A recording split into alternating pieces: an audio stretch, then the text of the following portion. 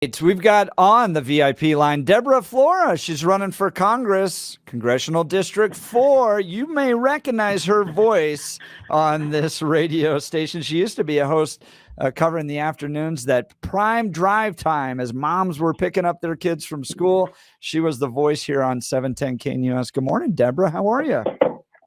Good morning, Jeff. So good to be with you. So great to talk to the wonderful listeners on 710 KNUS. I missed that.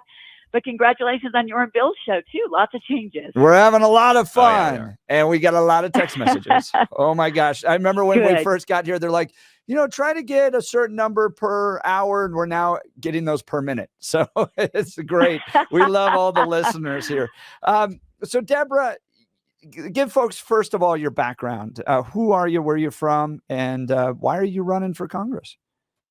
There you go. Thank you so much. Well, I've been fortunate and blessed enough to have been on Salem Radio, really broadcast here in Colorado for nearly 12 years, different formats of the show. And so it's very much my home. I was also the director of public policy, which meant that we got to really harness the power of the station to do things like stop injection sites. And also we were down at the border last year for an entire week broadcasting about what's really going on down there. So that's part of my background. Another part of my background is that I started Parents United America, and my husband and I did the documentary, Whose Children Are They?, that premiered in theaters nationwide and really kind of exposed what's going on in public education. So I've been fighting all these issues on a lot of fronts.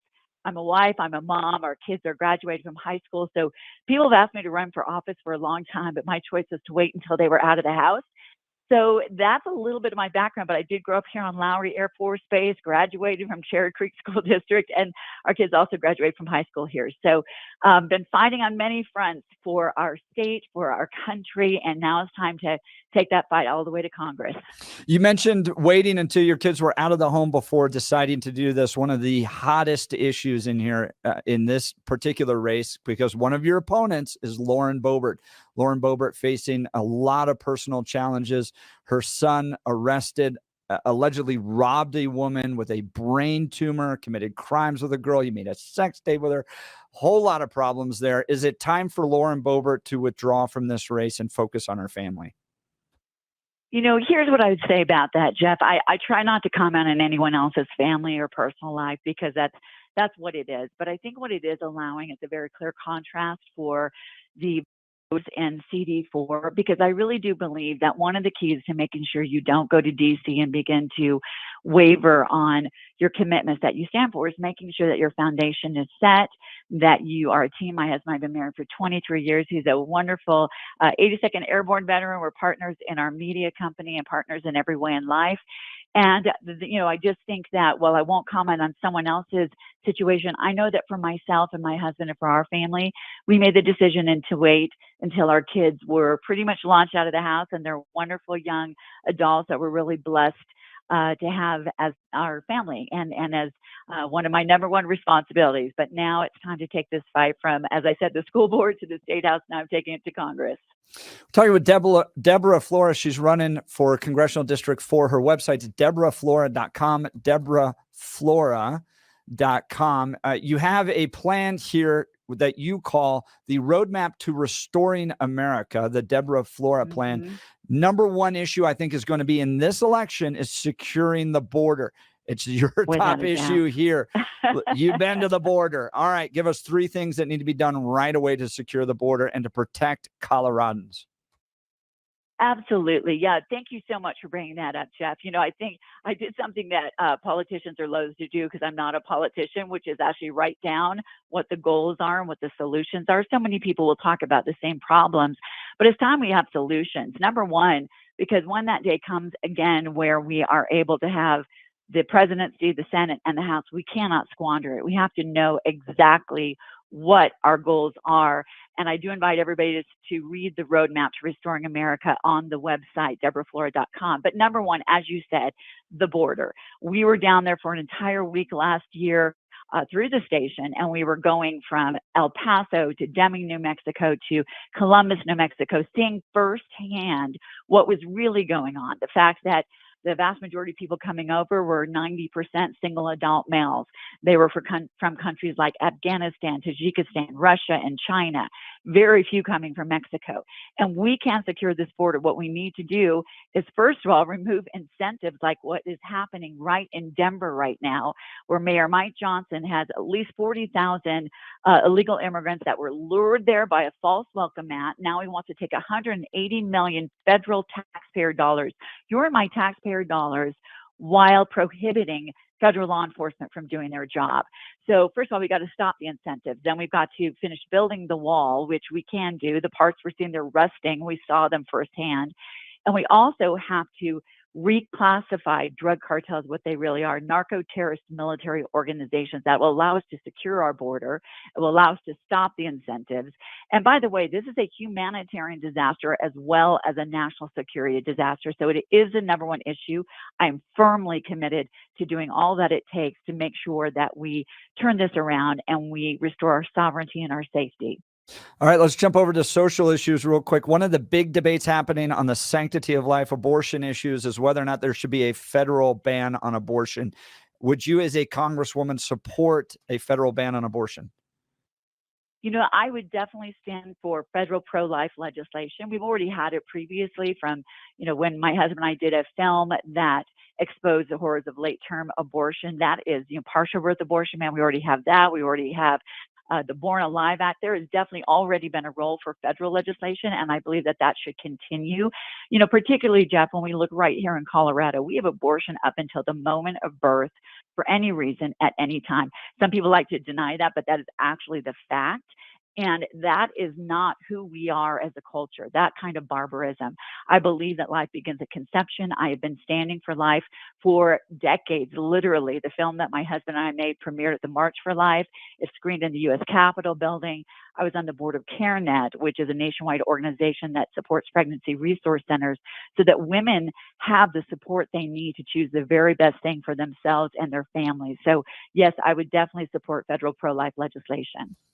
Now, Deborah, following up on that, when we had the Dobbs decision, the trumpet was this is now a state decision and should be state by state. Was that at the time, based on the conservative message, a lie? Is this actually really supposed to be a federal issue? And do you disagree that it should be a state issue? It is actually, what it says is that this very poorly decided decision, even Ruth Bader Ginsburg said that Roe v. Wade was a poorly decided decision because it took away the right of citizens to elect representatives to represent their views on this. There is nothing in that decision. There's nothing in the Constitution that says whether it's elected representatives or at the state level or at the federal level. Certainly, to have a change at the federal level, you're going to have to see enough people across the country elect their representatives from all over the country to make that change. So that would be representative of the will of the people. But there was no differentiation between what level the elected people were on. I do believe that this needs to be fought on every issue. There are good people right now all over Colorado that have a petition. And certainly there is state legislation and there's also federal legislation. That has happened before, as I was talking about with the partial birth abortion ban, with the Born Alive Act. And those are things at a federal level that I think the vast majority of Americans from all over this country have elected representatives to push through things like that. So it'll be fought on every level. But I've also got to say, Bill, that I truly believe at the same time, we have to focus on women and support them. That's why that's the area of the pro-life movement that I've also been very involved in, making sure that they have the resources they need to make other choices. I appreciate the question, but let's go back to you never answered my direct question. Was the narrative from the GOP at the time that this is a states' rights issue, this is a state decision, was that either a lie or are we now shifting and make it a federal issue and that it should be a national federal issue for the GOP? Regardless of what Ruth Bader Ginsburg said or any other decisions, I'm just asking the specific question about how it was sold as this is states' rights. And now I'm hearing from you, no, this needs to be a federal issue. Help me square that circle. Yeah, and I think it's, Bill, respectfully, I think saying it's a lie is a misrepresentation. What it said was with Roe v. Wade and then Doe versus Bolton that followed it afterwards, it took away states' rights to legislate. So from that standpoint, it does allow state legislatures to make decisions. However, even before that, we have had federal legislation for the most extreme natures of abortion. The Born Alive Act was signed into law. And then you had the partial birth abortion ban that was That's signed true, Deborah. into That's true. law. But just because somebody else did national abortion issues doesn't mean or change the narrative that was sold after the Dobbs decision. I will leave it alone. I agree. I see your point about it being a lie. But if the party comes out and says, yay, this is what we wanted. We always wanted to give it back to the states, and then turn around in the next election cycle and make it a federal issue, to me, sorry, it's a lie. But I'll leave the point alone, and we need to move on. I'll let Deborah Well, speak into this, but I think you have you do have a difference of opinion in the conservative movement on this. You do have some that go only states decide this. This should not be a federal issue. And then you have some that go, no, this is akin to slavery. We don't allow states to decide this. You're killing an innocent human being. Ergo, the federal government has a role to step in. I don't know. Deborah, you can feel free to speak in on that. Yeah, thank you. The last thing I'll say on is this. I think it is exactly what people were saying. It does allow the states to weigh in. Where the Roe v. Wade and Doe versus Bolton rulings were absolutely unconstitutional is because it allowed basically the Supreme Court to override the will of the people to hire their elected officials to represent their views. There's no differentiate on what level that elected official is. So on one hand, absolutely, it allows the states to begin to do that. And here's the thing I would end up with most of all. This is an issue that is complex. It is sensitive. We have to always focus on women who are in crisis as well and make sure that they have support. But I would say it actually is much more constitutional because it allows the people to have their say. And then I would encourage folks right here. It's amazing to me how many times I have spoken to people in Colorado who do not know that we have abortion, birthday abortion, up until the moment of birth, and 66% of Democrats are against that. What I think that this allows is people to make their voices heard closer to the actual individuals, which is the way our government is supposed to work. It gets it back to the hands of the legislatures, whether that is federal or state, and out of the hands of 9 judges who had a poorly decided decision. Talking with Deborah Flora, she's running for Congress, Congressional District 4. Here's a few text messages for you and a response that we'd love to hear from you. They think you're artful, perfect. They really like you, but they're looking for someone that could maybe represent Eastern Colorado and rural issues. Speak to your ability to address that.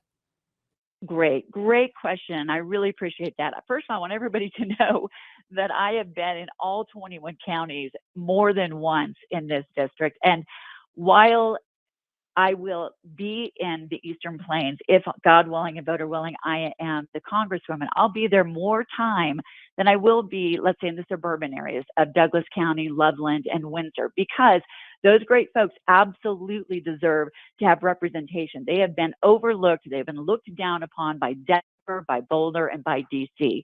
But the values are the same. When I'm out there, whether it's Baca County or Phillips County, whether I'm sitting at a farmhouse table or I'm talking to someone in their field, I am hearing that the number one issue is secure the border. Then it's the economy and overregulation. Then it's government accountability, all of which I'll be standing for. But a big point is this, Jeff. This district was redistricted in 22. We know that all of that happened when we created the 8th Judicial District. One thing that folks don't necessarily realize is that CD4 is now 73% suburban. It is 47% unaffiliated. What that means is if we don't have a congressperson who can resonate with those who are creeping from Denver down into Highlands Ranch, where we had the first Democrat elected really in Douglas County history, and Douglas County is half of the electorate, then we will not hold this seat in 2, 4, 6, or 8 years. So I will fight like the Dickens for everyone. But the reality is this. The most important thing we need from our elected officials is someone who is humble enough and respectful enough not to pretend that they know the answers to everyone's issues, but to be there and listen. I will have 3 constituent services offices. I will be throughout the Eastern Plains listening, as I already have been, but I will definitely, if I win this seat, I will be the person that can hold this seat in 2, 4, 6, 8 years, which is the best thing for everyone from Kit Carson County next to Kansas or Highlands Ranch. And that is how this has changed. And I think most people in Colorado know we're sliding. We're losing our beachheads. We've got to hold on to the 4th, and I believe that I'm the candidate to do that. What do you think happened to Ken Buck? Well, I never purport to know anyone's mind or thoughts. I will simply share what he said in October before he resigned, which is he said he would like to have a job on MSNBC or CNN. I'm just quoting him. And when you look at that, I think that that is very enlightening. I do think he was a reliably conservative vote for many, many, many years. And then, I think that he started making some votes that, people found puzzling. And then he stated that. And from what I understand, that explains it to a lot of folks. I know you're close friends with Gary Sinise. He's going through a family crisis right now with the loss of Yeah. his son. And I can't imagine how difficult that would be. When you ran for Senate, he came out and joined you. Any chance we might Yes. see Gary out here in Colorado?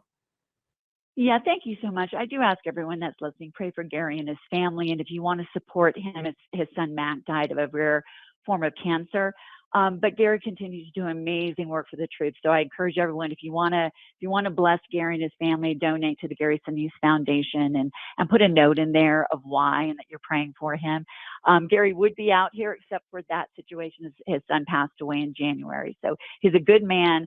One of the films that my husband and I did followed him all over Iraq and forward operating bases to make sure that we called attention to our nation's heroes. So appreciate your asking that, but I will be all over the 4th, and I have been, and it's been so great to talk and listen to the wonderful voters all over this district. You got a lot of good endorsements. I'm going through your endorsement page now. Jane Norton's there, John and Maria Castillo, Darren Weekly, the Douglas County Sheriff of Douglas County. I just mentioned that. Mm-hmm. The Sheriff of Douglas County's endorsed you. So you really think you can bridge that gap between rural or suburban and rural groups better than the guys that are running like Mike Lynch, Holtorf, those types of folks? You think you're a better bridge of that than those are? I respect everybody who's running. And let me just point out some clarity, because obviously a lot of people are in this race, but there's a really clear and contrast that we can look at. For instance, Douglas County is half of the vote. It does not mean that it will get half of my time. If I'm the Congresswoman, I will be all over this district. But the reality is we just had 2 significant straw polls in Douglas County, and we've got to hold this county that has, the creep coming down from Denver. And one of the straw polls that was for the Douglas County Forum, I won by a large margin with 41%. The next person was in their 20s, and the gentlemen from the Eastern Plains were down in the single digits. We had another poll from Parker Conservatives online, and with over 700 voters, I got 74% of the vote. The reality is, when you look at what resonates, I'm resonating with people on the Eastern Plains. You don't have to be a rancher or farmer to have the respect to ask ranchers and farmers, what is government doing that's getting in the way? What's the proper role? How can it support? Because this is a very diversified district. I'm a small business owner. Not everyone has to be a small business owner to have respect and listen, but there are so many different viewpoints that are represented. But if we're going to hold this seat, which we have to in Colorado, it's also time for people with new ideas. There are some people in this race who I respect that have been serving in office for decades, literally. But what I'm hearing from listeners, what we're hearing from people all over this district, is that it is time for new leadership, big, bold ideas instead of business as usual, because we're not facing the same issues we were facing 20 years, 10 years ago, or even 5 years ago. When I'm in the Eastern Plains, almost nobody brings up the Farm Bill, although I will fight for what is right for the good people that are in the agriculture industry. Every single one of them is talking about the crossroads we are at, with an open border, with big government socialism instead of a constitutional republic, with not holding government accountable, and with fighting also for parental rights and educational freedom. That's what they want for a fighter in DC, and that's who I am. Would you have voted to impeach Mayorkas? Oh, without a doubt. I was down there and saw firsthand, as he was saying that the border is secure, I was seeing what was happening. There are 10 million illegal immigrants that have come across our border. They estimate, we don't even know, in 3 years under Mayorkas and Biden. Prior to that, in the United States, I've seen one figure that it was 12 million prior to that in our entire history. In addition, I was talking to Border Patrol agents, and Mayorkas changed their rules of engagement, much like Obama did with our military. Right now, Border Patrol, if they chase after a drug cartel member who is doing some heinous human trafficking crime, and that Border Patrol agent gets hurt, guess what? when the drug cartel person gets hurt, it's the Border Patrol that is held accountable. Between that and Whipgate, which Mayorkas knew was false, to simply opening our southern border and eliminating our sovereignty on every single front, I think that impeachment was necessary. All right, Deborah Flora, candidate for Congress, Congressional District 4, Flora 4. Her website like is, it's a good... there you go, DeborahFlora.com, DeborahFlora.com. Thanks so much for joining us. Jeff and Bill, weekday mornings from 6 to 10 on News Talk 710, KNUS.